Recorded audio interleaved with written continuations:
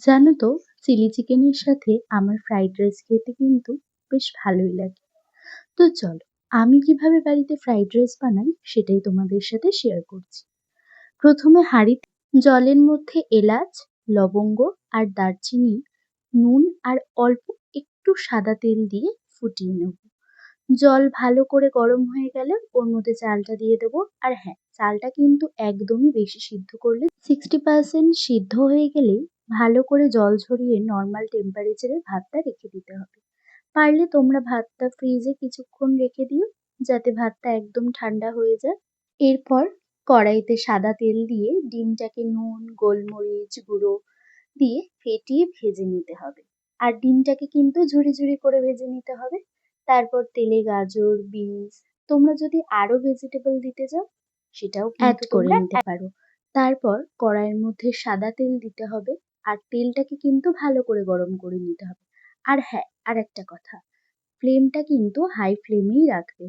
তারপর আগে থেকে ভেজে রাখা যে গাজর, বিনস আমি রেখেছিলাম সেইটাকেও দিয়ে দিতে হবে তার মধ্যে। তারপরে দিয়ে দেবো যে আমি ঠান্ডা করা ভাতটা রেখেছিলাম সেইটাকে।